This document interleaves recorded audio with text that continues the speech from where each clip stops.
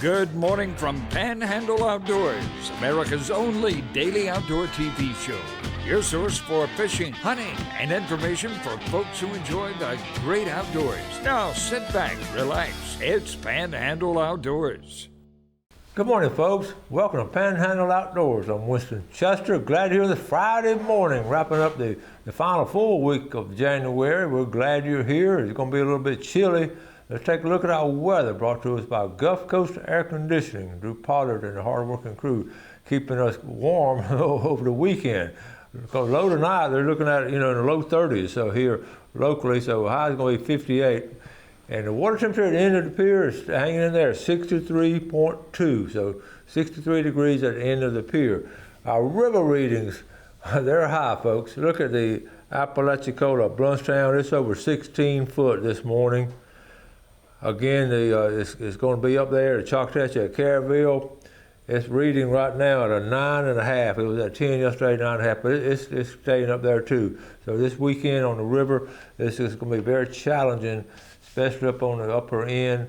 And then it's just going to be high water all throughout our river systems. All our feeder creeks going to have all that.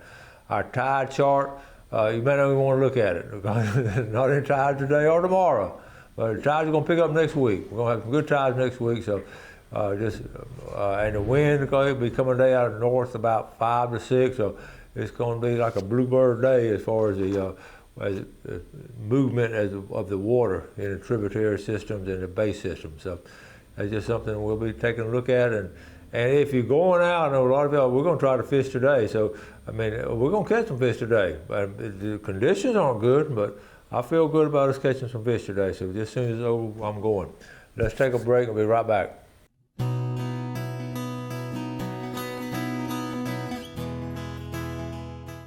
Okay, welcome back. We sure got a lot of comments having Bobby Smith on yesterday. It was really a fascinating experience, and to share that with you and to be a part of it. And I want to delve into his journal just for a minute or two, because we didn't have time yesterday to do it. I know I just took a quick snapshot of it right before during the commercial break yesterday, but I want to just look at a couple of things and share with you because I think you would appreciate it. So this is Bobby's journal from yesterday. Let's go to October the 2nd. Okay, that's the 3rd, October 2nd. You're finding it? Okay, myself and Johnny Kirkland. Going across the bass. Okay, Bobby caught 40. Johnny caught 22. Largest were 2 pounds. I'm going all the way across here. It talks about it was steady all day. See the third entrance where it says best time? Steady all day. But now look up and down the list, different days, mid-morning, AM only, PM only. I mean, whatever you see. But anyway, then it's fine print. You probably can't. It was in Columbus Bayou and, Worms and Carolina Rig and Place and Lure. And it's different. That was a on the far right. That was a tournament, and he paid $35 to get in the tournament.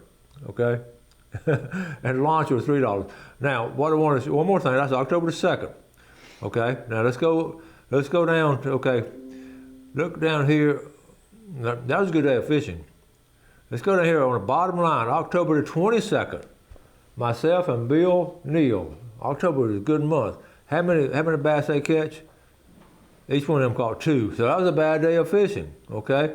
But so the day before we caught 30. So it went from 30 to 2. So what I wanted to just share, I want to share that with you and all those entrants and all, but that shows how fishing is. I mean, he's an outstanding fisherman, and some days like he was talking about catching 80 and 90 now, but some days it's bad, but most of the days, if you know what you're doing, it's good. So I just want to encourage you to start journaling enter some of your in some kind of journal, and do it. I just real impressed with it. So anyway, let's move on.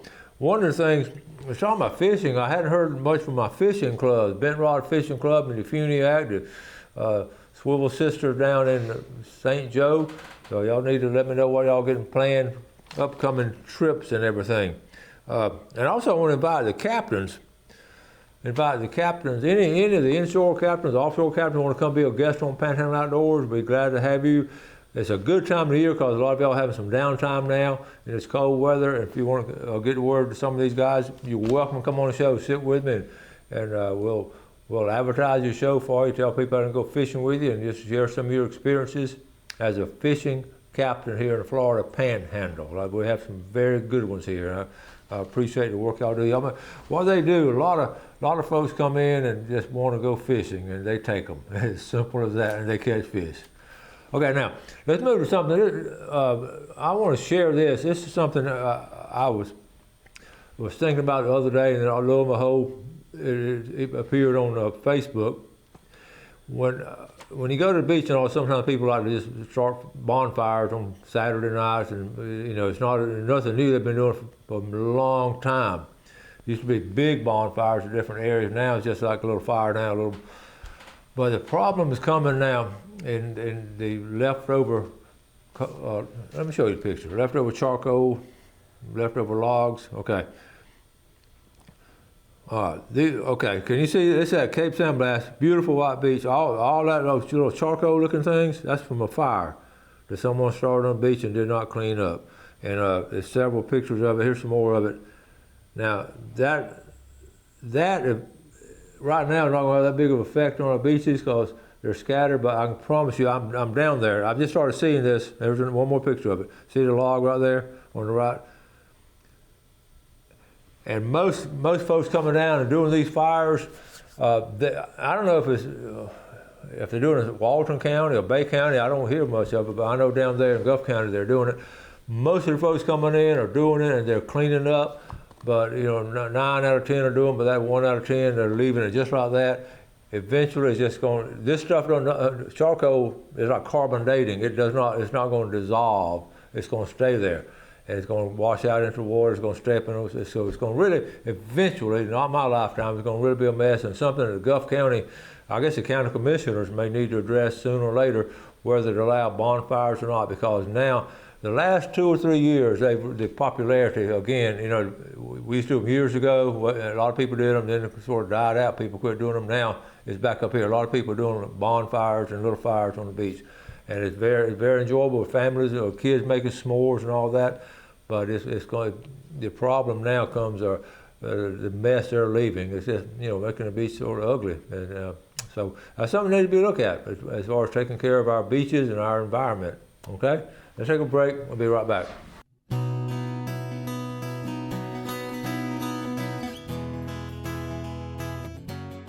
Okay, Wednesday show, we were talking about grouper season and trying to find out when it started because we wanted to sort of overlap with snapper season and couldn't really officially find the date, but I want to share this with you. Let's look it up. I'm going to let you look it up with me. So right now, I'll go to the FWC website, okay, Florida Fish and Wildlife Farm. Okay, top right-hand corner, I'm going to type in grouper, Group,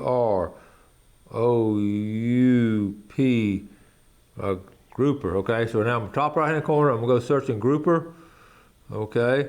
So I'm trying to find, it says right here, it says grouper. I'm going to hit on that. Here it is, regulation update, here it is, effective in the yellow right there. Let me turn it this way, I can see it better. Well, it's going to be the same. Regulation update, effective January 1st, 2023, there is no longer regional management for Gulf Gag Grouper. All Gulf state waters, excluding Monroe County, will be open September the 1st through November the 10th. So that answers the question on our actually the grouper season itself. It will start September 1st. It'll stay open in the fall. It's going to be a fall grouper season. It won't be in regional zones, anything like that. So that's interesting. I was a little surprised, but it's for the betterment of grouper. They've done a lot of research on it and a lot of studies. So there'll be a fall snapper season. So a lot of folks will be trying to take that double trip. I call it a double trip. We catch snapper and grouper because it's as expensive as these trips are now. You certainly want to catch more than a couple of snapper, which we do, but I know some folks aren't able to do it. So let's move on now. Getting to a hunting thing right here. This picture, one of my viewers sent this picture of his son. You never get out of a truck without a gun. His son's in the woods. He'd driven a little piece and gotten out. He's going to look around for some sign. He didn't have his gun with him. And folks, this buck walked up. He had his phone with him. He took a picture of the buck, but his gun was in a truck. This happened this week. It happened this week, a couple of days ago. And I won't tell you who it is because it'll embarrass them all, but I just wanted to share that with you. Another story I wanted to share, you always have to go with you when you're in the woods during deer season. The other picture I want to share with you, this story here, it really doesn't have anything to do with outdoors, but it's something I talked about the other day about the shopping carts. Ironically, I mentioned on Wednesday's show, watching this guy put the cart back into the cart rack out in the parking lots. That to me, that just sort of reflects, of all people, Matt Smith posted this. I don't know if he'd watched the show or what, but he posted this article. I won't read you the whole article, but it shows right here. It's funny. It's about a shopping cart is the ultimate, that first paragraph. The shopping cart is the ultimate litmus test for whether a person is capable of self-governing. And it goes into all kind of how easy it is to do it, but yet everyone, you're not going to get punished for not doing it. And it is bottom line. The shopping cart is what determines whether a person is a good or bad member of society. I thought that might be a little extreme but sometimes they're forgetful. But the irony of that is what I just mentioned the other day, and then it shows up. Matt Smith had posted it, and I got a kick out of reading it because obviously maybe some other people notice those kind of things too. Okay, one more time on the hunting. Get back to hunting. We're in a position now where we're right here in the middle of the rut, and actually sort of starting on the tail. I mean, we've sort of peaked out. I think we're about right in here in a lot of areas, like the Calhoun, Jackson County area. I think it started to go down a little bit. On the western end, it's still pretty high. I know over in Gaston County, it's still pretty high there. So if you're gonna, this is gonna be a good weekend to get out in the woods if you're really looking for some for that big buck. And don't get out of the truck without your gun with you. All right, let's get ready for our draw. We're going to ask some names. I did. Okay. If for some reason you haven't heard your name called out, Gail keeps a master list. I don't know how she does it, of all the names we put in here. She has a master list, handwritten. So if you're not sure, text me. It'd be better to text me if you will, or email me, and we'll double check it and in case you don't have your name in there. Okay, here we go. Sam Redding, Panama City Beach. Sonia Burke, Vernon. Robert Burke, Vernon. Stephanie Pike, Fountain. Josh Pike, Fountain. Russell Walsh, Alford. All over the place. Vicki Welch, Alford. Kenny Brown, Sneeds. And Janice Brown from Sneeds. Okay. So let's get ready for our draw. And one of the things too, like I said, we've drawn twice this week. So if you go down for the second time, explain to Clay that we were behind last week with our Jeff being out. We didn't get to do last Friday, so that's why we have two drawings this week. Okay. So let's get going with this one. This will be a $20 gift certificate to Tarpanock Seafood. This is a great time of year for seafood. This winter seafood, to me, it just has a special taste to it. I don't know why, but I've had some shrimp the other day, and they taste so good. Okay, here we go. We're going to pick this one out. It's going to come all the way from Parker David Vest. A big red snapper. It's going to be from Panama City Beach. Dennis Tatum. It's hard to read. Dennis Tatum and David Vest, Parker and Panama City Beach. Okay, we're going to get ready to take our break, and then we're going to come back with our famous Friday fishing forecast. So we'll be right back.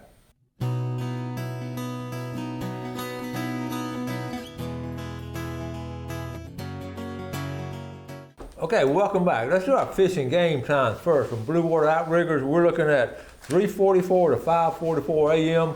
So wrapping that one up now. But this afternoon, 4:07 to 6:07. So check that out. Now, for our famous Friday fishing forecast, I have a lot of stuff written down, and it's interesting because you think this is sort of a dead time, but folks are catching fish now, freshwater and saltwater. Now, with this rain the last 3 days, it sort of slowed things down. But right before the rain, we had some good reports. And like I said, we're going today, and it's going to be not good conditions, but we're going to Jerry and I are going to really try some areas where if the water, we check the water clarity. That's the big deal. the water clarity, because when it's coming down the rivers and creeks and all, it has certain currents. I know it's hard to explain, but especially on the lower end, some areas will still be clean, what we call clean. So we're going to try to hit that. So let's start over here in Choctawhatchee Bay. They're catching sheephead. This is sheephead season. January now, it's really a good time to go sheephead fishing. We're looking at, they were telling me they were catching some around the Destin Bridge. A couple of guys who had some nice catches around the Destin Bridge of sheephead. Also, and of course that's right in here, the Destin Harbor, right through here. The bridge, we've talked about it a lot. Not a lot of people there this time of year. It's not like when they start partying in the summertime, but Destin Bridge has shown some good catches, okay? Crab Island on the Edge Channel a bit, it's been good. Also, I've got some good reports on the north end of Choctawhatchee Bay. They've caught some good redfish, okay, on the north shore. And they're catching them after dark on the north shore there. All through this area right through here around Choctaw Beach, there come some guys catching some redfish there. Okay, now the whiting bite, moving on down, we're gonna go from west to east. All through here, we're all talking about the Santa Rosa area and the western end. All through there, the whiting bite has been decent. I've got a couple of reports. Okay, let's jump back up here to Intercoastal West Bay. Still some sheephead around the West Bay Bridge. Coming into West Bay itself, the trout bite at the mouth of the two creeks there has been pretty decent. They'd sort of staged up, and they were catching some in that area off West Bay Point. All right, in the center of the screen here, the bridge again, I mentioned it a lot. Bull redfish are good. You want to use live bait and get outgoing tide, and that's going to be some big reds there. Coming on into the bay, not a lot of activity on this right here in the middle of the screen, not a lot of activity there. The redfish and all have been caught right through this area here, okay, in the center of the screen. Coming on here, working on toward East Bay. Again, the bridge at Tyndall is getting some good catches of sheephead there. You're going to get out of that channel and come back south of there. Of course, you can go out in kayaks. People now are really good about going out in kayaks when the wind's not blowing and going out there, okay? The trout bite in East Bay has been really good. Coming out of Callaway Bayou right through here, that has been good. I've got some good reports out of Callaway Bayou. Coming on over here to Sandy Creek. Sandy Creek is always old standby. You can just, it's just, Sandy Creek, wintertime fishing in Sandy Creek has always been good. It always has been, I think it always will be, okay?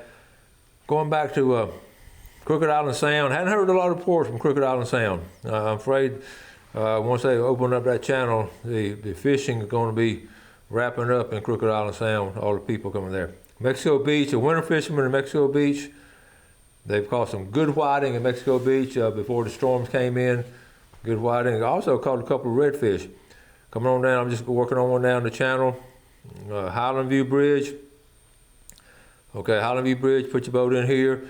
Great trout fishing right all along the channel here, all the way up here to what we call the T. The T is right here, okay? And it's good fishing all through there. And they're going to be pockets. They're going to be in pockets when you try to catch them. And once you find them, just stay on them. Okay, White City, coming on White City, coming on into Wimico, Lake Wimico right here. Again, you want to catch it. The Wimico could be messed up with all the feeder systems in it and all, but it can be really beneficial. So you can check out Wimico, freshwater and saltwater.